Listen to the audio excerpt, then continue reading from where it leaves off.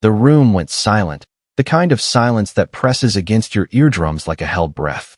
My hands trembled as I set the lasagna on the table, its golden crust glistening under the chandelier's glow.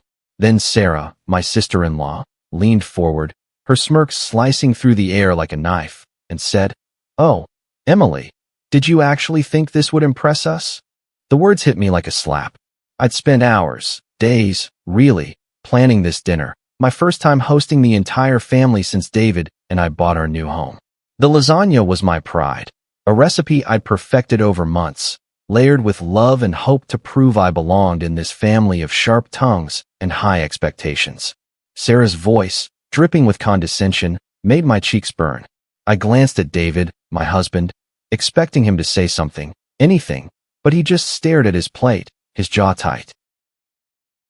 The dining room, with its polished oak table and flickering candles, felt like a stage where I was the unwitting fool.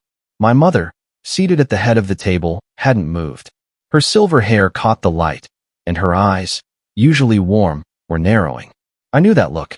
It was the same one she'd given my brother when he crashed her car at 16. Trouble was coming.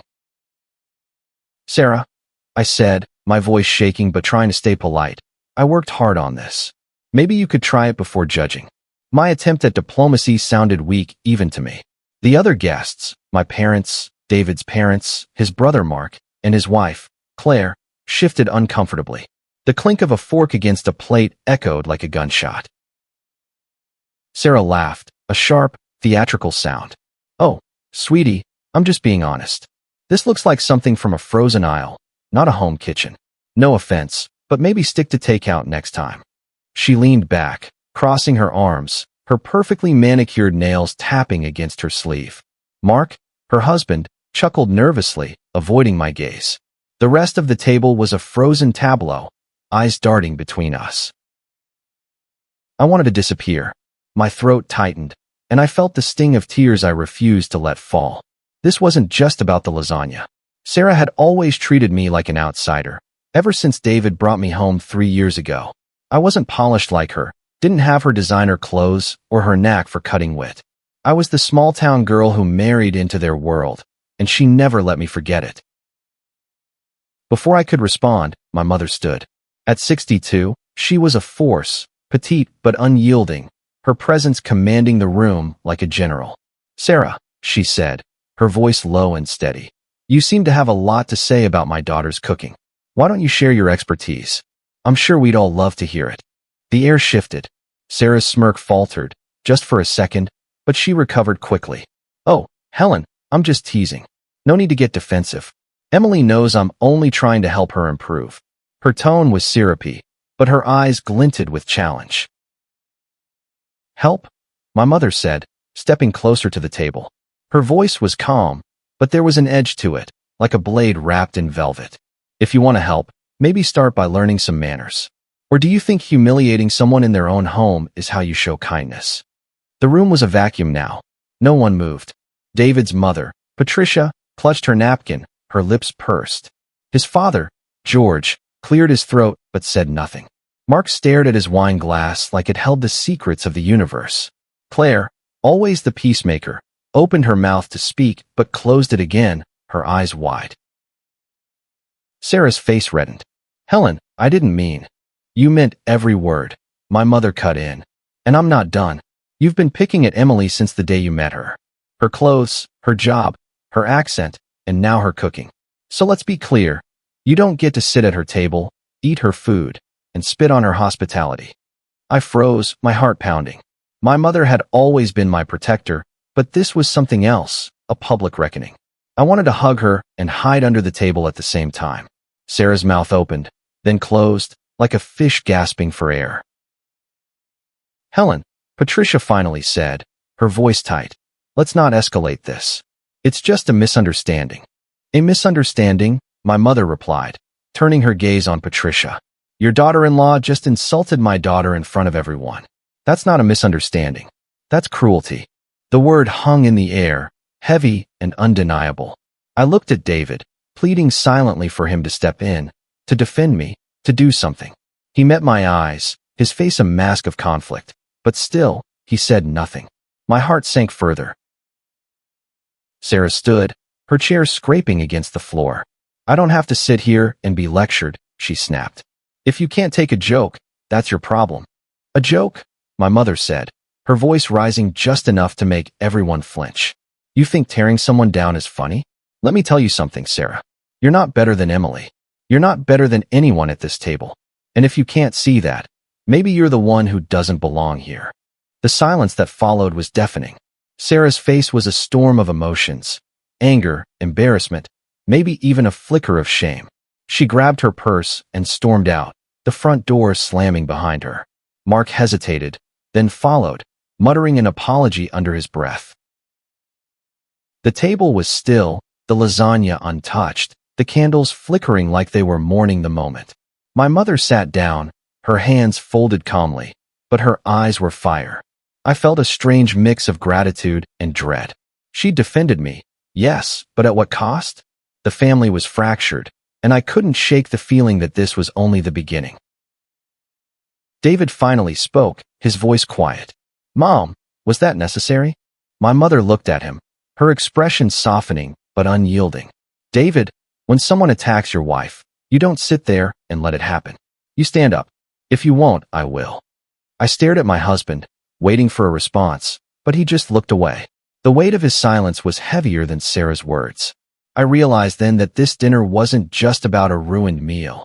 It was about loyalty, love, and the cracks in our family that were about to break wide open. The dining room felt like a battlefield after Sarah's exit, the air thick with unspoken words.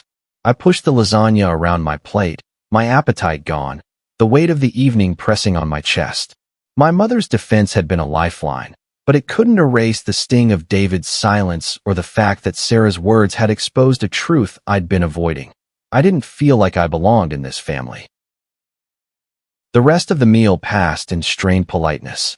Claire tried to lighten the mood, complimenting the salad dressing, but her voice was too bright, like she was forcing cheer into a funeral. Patricia and George exchanged glances, their discomfort palpable. My father, always the quiet one, ate in silence, but I caught him squeezing my mother's hand under the table, a rare show of support. David, meanwhile, kept his eyes down, cutting his food with mechanical precision. I wanted to scream at him, to demand why he hadn't stood up for me, but the words stuck in my throat. After dessert, a store-bought pie I hadn't dared to bake myself. Everyone murmured excuses and left early. My parents stayed to help clean up, but the house felt emptier than ever. As I scraped plates into the sink, my mother joined me, her sleeves rolled up, her face softer now. You okay, Em? She asked, her voice gentle but searching. I nodded, though it was a lie. Thanks for what you said. I didn't expect it to go like that. She dried a plate, her movements deliberate. Sarah's been gunning for you since day one. I've seen it. She's threatened by you. Threatened? I laughed bitterly, scrubbing a pan harder than necessary. She's got everything. Looks, money, confidence. I'm just me. My mother set the plate down and turned to me, her eyes fierce. You're enough, Emily. More than enough. She picks at you because she knows you're stronger than she'll ever be. Don't let her make you doubt that. Her words were a balm, but they couldn't fill the hole David's silence had left. When my parents finally left, I found him in the living room, staring at the TV with the sound off. I stood in the doorway, arms crossed, waiting for him to look at me. We need to talk, I said finally, my voice steadier than I felt. He sighed, running a hand through his hair. Em, I'm sorry about tonight. Sarah was out of line, but your mom, she didn't have to make it a spectacle. I blinked, stunned. A spectacle? David, Sarah humiliated me in front of everyone, and you didn't say a word. Not one word. I didn't want to make it worse, he said, his voice rising. You know how Sarah is. If I'd jumped in, it would have turned into a screaming match. So you let her tear me apart instead? My voice cracked, and I hated it. Do you know how that felt, David? To have your family laugh at me while you just sat there. He stood, pacing now, his face flushed. It's not about you, Emily. Sarah's always been like this, picking fights, stirring drama. I thought if I stayed out of it, she'd back off. But she didn't, I said, stepping closer. And neither did you. You're my husband. You're supposed to have my back. He stopped pacing, his shoulders slumping. I do have your back. I don't know how to handle her. She's Mark's problem, not mine. Not tonight, she wasn't, I snapped. Tonight, she was my problem. And you let her be. The silence between us was heavier than the one at dinner. I wanted him to fight for me, to show me he cared, but all I saw in his eyes was exhaustion. I'm going to bed, he muttered, brushing past me. I stood there, alone in the dim living room, the weight of the night crashing down. I'd married into this family thinking love would be enough, but now I wasn't so sure. Sarah's cruelty was one thing, but David's inaction felt like a betrayal. I sank onto the couch, staring at the cold lasagna still on the dining table, and wondered if I'd ever feel at home here. The next morning, my phone buzzed with a text from Claire. Can we talk? Just you and me. I hesitated, unsure if I could handle more family drama, but Claire had always been kind, the soft-spoken counterpoint to Sarah's sharpness. I agreed to meet her at a coffee shop downtown. The cafe was warm and bustling, the smell of espresso grounding me as I sat across from Claire. She looked nervous, her fingers twisting around her coffee cup. I'm so sorry about last night, she started. Sarah was awful, and I should have said something. I shrugged, trying to hide my hurt. It's okay. I'm used to her by now. No, it's not okay, Claire said, her voice firm. She's always been like this, tearing people down to feel better about herself. But last night was different. It wasn't just about the food. I frowned, stirring my latte. What do you mean? Claire leaned forward, lowering her voice. Sarah's been struggling.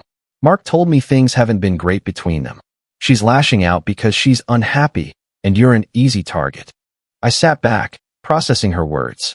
Part of me felt a flicker of sympathy, but it was drowned out by anger. That doesn't give her the right to treat me like garbage. I know, Claire said quickly. I'm not excusing her. I thought you should know why she's like this. And David, she hesitated, biting her lip.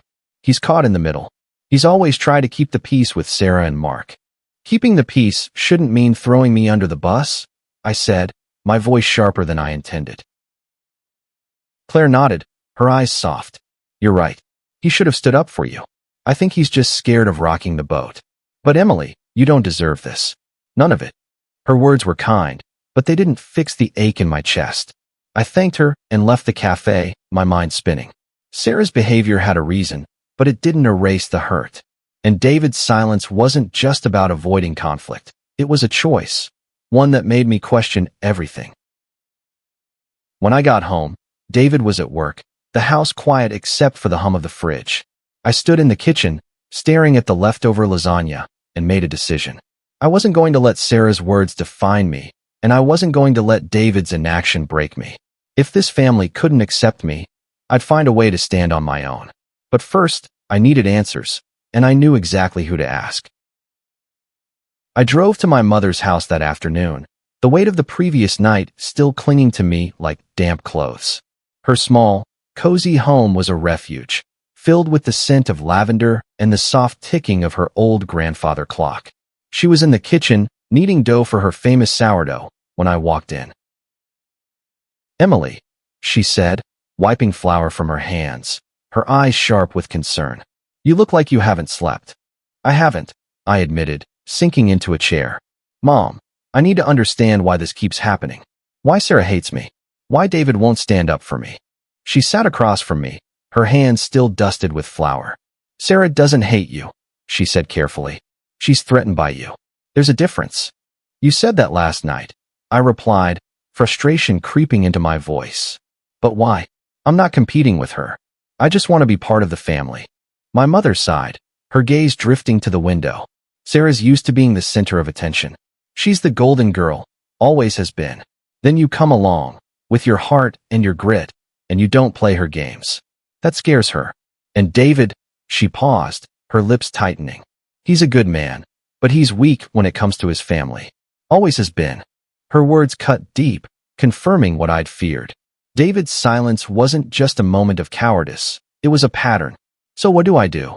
I asked, my voice small. I love him, Mom, but I can't keep feeling like this. She reached across the table, her hand warm on mine.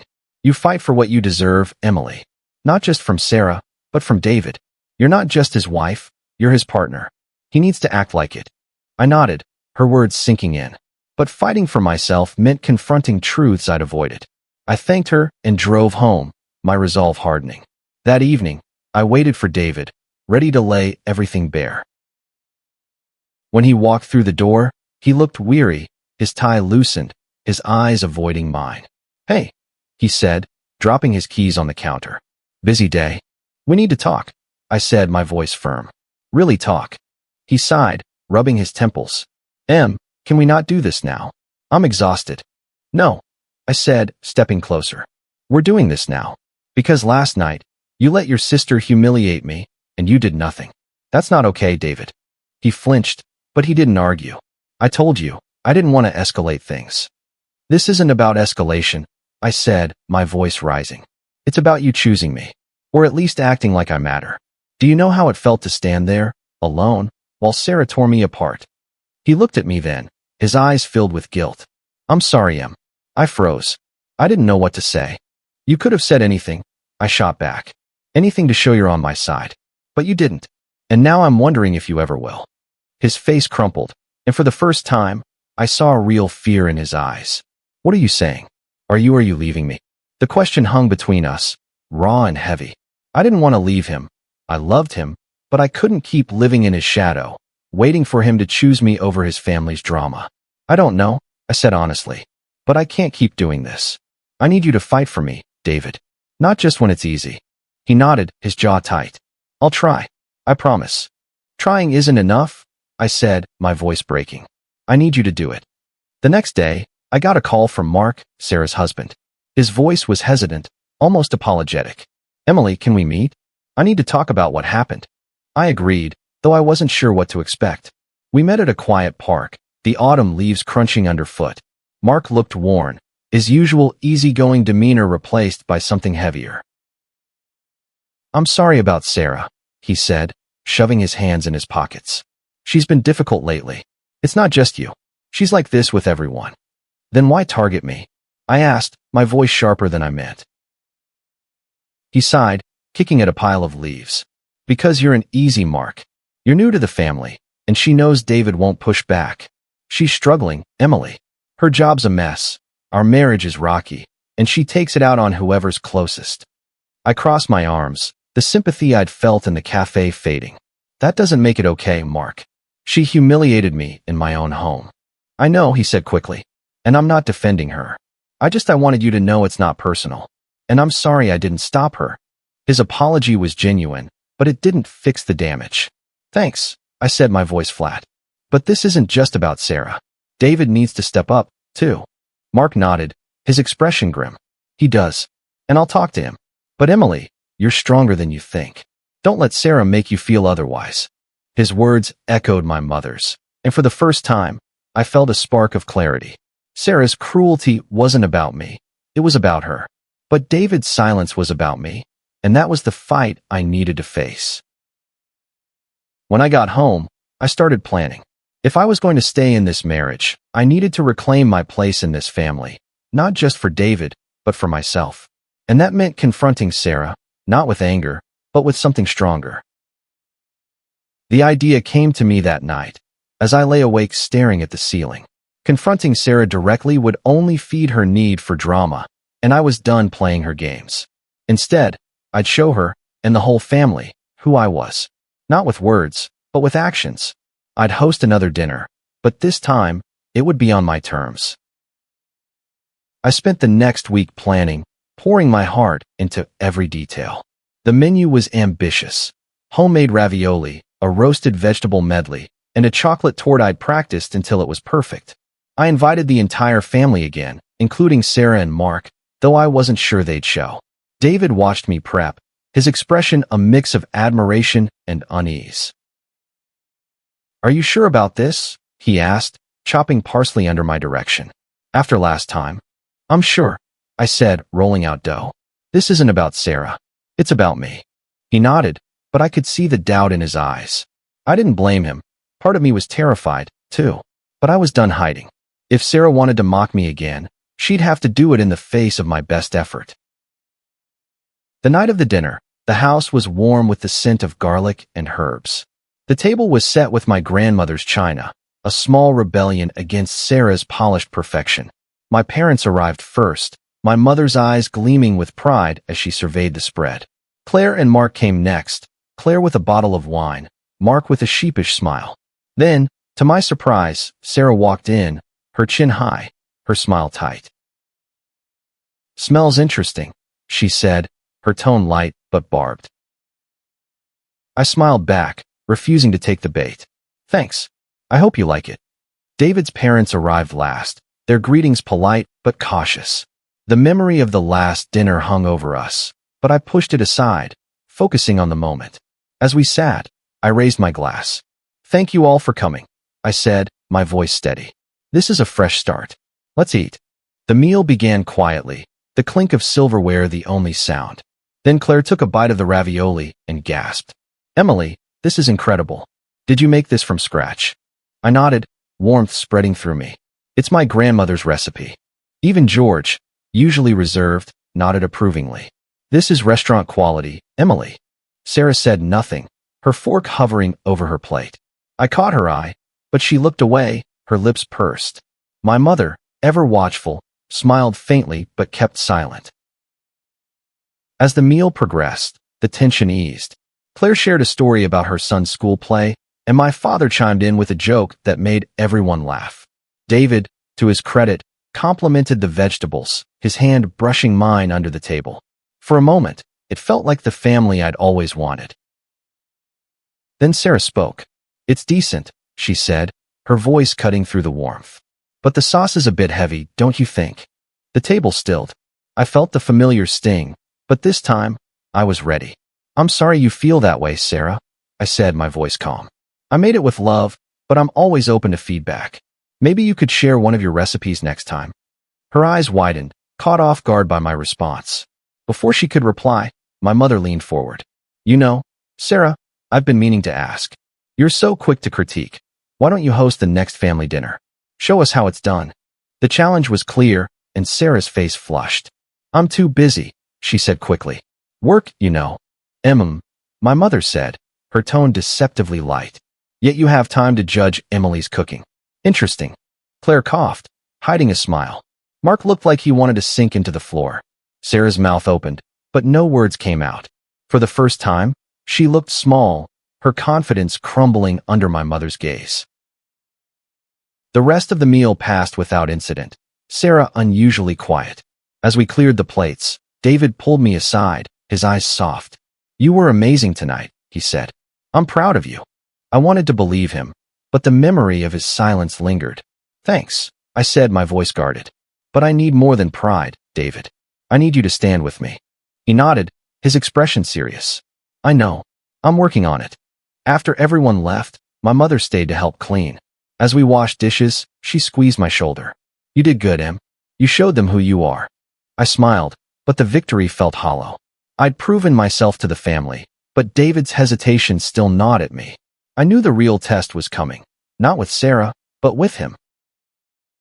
The days after the second dinner were quieter, but the tension in our home lingered like a stubborn fog.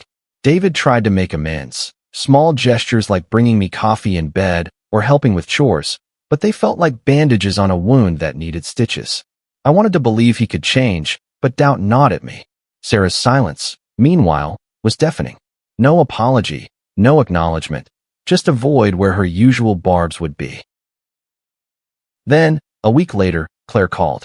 "Sarah wants to talk," she said, her voice hesitant. "She asked me to set up a meeting with you. Just the three of us." My stomach twisted. Part of me wanted to say no, to avoid another round of her venom, but my mother's words echoed in my head. "Fight for what you deserve." "Okay," I said, "but it's on my terms." We met at a neutral spot, a quiet bakery with soft music and the smell of fresh bread. Sarah sat across from me, her posture stiff, her usual confidence replaced by something brittle. Claire, ever the mediator, sat between us, her eyes darting nervously. "I owe you an apology," Sarah said, her voice low. The words sounded rehearsed, but her eyes met mine, and I saw a flicker of something. Regret, maybe. "I was out of line at your dinner. I shouldn't have said those things." I waited, letting her words hang. Part of me wanted to lash out, to tell her how much her cruelty had hurt, but I held back. Why did you do it? I asked instead. What did I ever do to you? She looked down, her fingers tracing the edge of her coffee cup. It wasn't about you, she said finally. Things have been bad. With Mark, with work, with everything. I took it out on you because you're easy. You don't fight back. Her honesty stunned me. It wasn't an excuse, but it was an explanation, and it matched what Claire and Mark had said. That doesn't make it okay, I said, my voice steady. You made me feel like I didn't belong. I know, she said, her voice cracking. And I'm sorry. I don't expect you to forgive me, but I want to try to be better. I studied her, searching for sincerity. Her eyes were red, her hands trembling slightly. For the first time, I saw her not as the untouchable queen of the family, but as someone broken, just like me. I appreciate the apology, I said, but it's going to take time. And actions, not just words. She nodded, her lips tight. Claire reached out, squeezing my hand. Thank you for hearing her out, she said. I know it's not easy. As we left the bakery, I felt lighter, but not healed. Sarah's apology was a start, but it didn't erase the hurt, and it didn't solve the bigger problem, David. That night, I sat him down again, determined to get through to him. I met with Sarah today, I said, watching his reaction. She apologized. His eyebrows shot up. Really? That's surprising. Yeah, I said, leaning forward. But this isn't about her anymore. It's about us. I need to know you're with me, David. Not just when it's easy, but when it's hard. When it's your family. When it's Sarah. He rubbed his face, his eyes tired. I know I messed up, Em. I'm not good at confrontation. Never have been. But I love you, and I don't want to lose you. Then show it, I said, my voice breaking. Because right now, I feel alone in this marriage. And I can't keep going like that. He reached for my hand, and this time, I let him take it. I'll do better, he said. I promise. I wanted to believe him, but promises weren't enough anymore. The next day, I called my mother, needing her clarity. What do I do, Mom? I asked. I love him, but I don't know if he can change. She was quiet for a moment, then said, Love isn't enough on its own, Emily. It's a start, but it needs trust, respect, and action. If David can't give you those, you need to decide what you're willing to live with. Her words stayed with me as I planned the next family gathering. Not a dinner, but a casual brunch, something low stakes. I wanted to see if Sarah's apology held, and if David could step up. The morning of the brunch, I was nervous but determined, setting out plates of scones and fruit with a steady hand. Sarah arrived with Mark, her demeanor subdued but polite. She complimented the spread, and though it felt forced, I nodded graciously. David, to my surprise, was attentive, helping serve drinks, and even making a point to praise my baking in front of everyone. It was a small gesture, but it felt like a step. As we ate, the conversation flowed easier than before. Sarah was quieter, but she laughed at my father's jokes and even asked about my job. It wasn't perfect, but it was progress. Still, I kept my guard up, watching David, waiting for the moment he'd need to prove himself. The brunch was a turning point, fragile but real. Sarah's behavior was restrained, and David's efforts to support me were noticeable, if tentative. But I wasn't naive. Change doesn't happen overnight, and I needed more than one good day to trust either of them. The real test came a month later, when Patricia announced a family barbecue at their house. It would be the first time we'd all gathered since the dinners, and the thought of being on Sarah's turf made my stomach churn. The backyard was a picture of suburban perfection, string lights, a long table covered in red checkered cloth, and the smell of grilled burgers. I brought a homemade potato salad, a quiet nod to my growing confidence. Sarah greeted me with a small smile, and I returned it, cautious but hopeful. As we mingled, I noticed David staying close, his hand brushing mine, his laughter louder when I spoke. It felt good, but I couldn't shake the fear that it was temporary. Sarah, meanwhile, was on her best behavior, complimenting Claire's dress and helping Patricia with the food. I wanted to believe she'd changed, but her apology still felt like a fragile thread. Halfway through the evening, as we sat around the table, Patricia raised her glass. To family, she said, her voice warm. And to new beginnings. Everyone echoed the toast, but Sarah's voice was sharp. Some of us could use a fresh start more than others, she said, her eyes flicking toward me. The table tensed, the familiar weight of her words settling over us. I felt my face heat, but before I could respond, David's hand tightened on mine. "Sarah," he said, his voice firm, "that's enough." The words were simple, but they hit like thunder. Sarah's eyes widened, and for a moment, no one spoke. I looked at David, my heart racing, hardly believing he'd finally spoken up. "What?"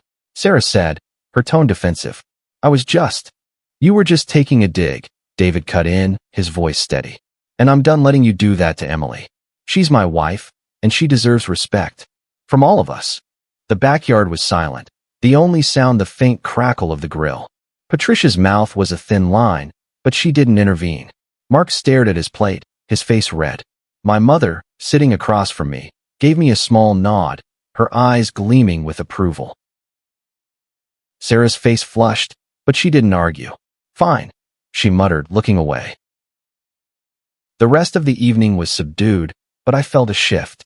David's words weren't just for Sarah. They were for me, a promise he was finally keeping. As we drove home, I reached for his hand. "Thank you," I said softly.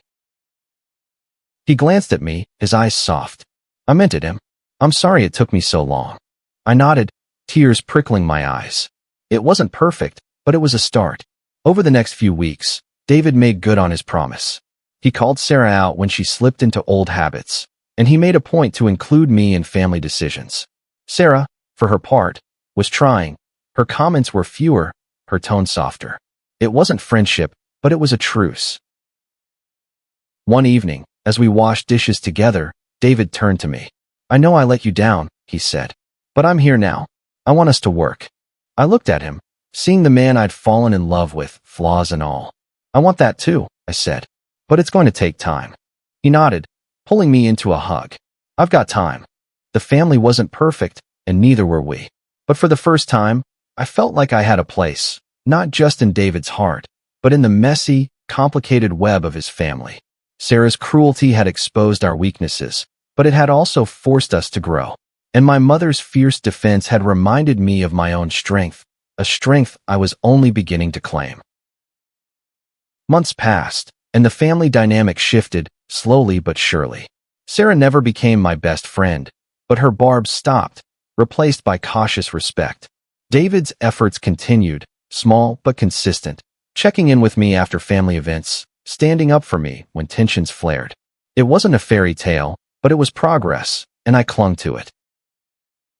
One spring afternoon, my mother suggested a family picnic, a chance to rebuild what had been broken. I hesitated, still scarred from the past, but her enthusiasm was infectious. "Let's do it right," she said. "No pressure, just us being us." We chose a park by the lake, its grassy slopes dotted with wildflowers. I brought a spread of sandwiches and my now infamous lasagna, a quiet nod to the night that had changed everything. As we set up, I watched Sarah help my mother unfold a blanket, their laughter mingling in the breeze. It was strange, seeing them together, but it felt right. David was by my side, tossing a frisbee with Claire's kids, his smile easy. When Sarah approached, holding a plate of my lasagna, I braced myself. "This is really good, Emily," she said, her voice genuine. "I mean it." I blinked, caught off guard. "Thanks," I said, searching her face for a hidden jab. There was none. As the day unfolded, I watched my family, not perfect, but trying. My mother's fierce love had set the stage, but it was my persistence and David's growth that had carried us forward. We weren't fully healed, but we were healing. That night, as David and I lay in bed, he turned to me. "I'm proud of you," he said. "You didn't give up on us." I smiled, my heart full. "Neither did you." The journey wasn't over. There would be more challenges, more moments of doubt. But I'd learned something vital. My worth wasn't tied to Sarah's approval or even David's actions. It was in me, in the love I poured into my cooking, my home, my life. My mother's response that night had been a spark, but I was the one who'd kept the fire burning. As I drifted to sleep, I thought of the lasagna, the dish that had started it all. It wasn't just food. It was a symbol of my resilience, my heart, my place in this family. And no one, not even Sarah, could take that away.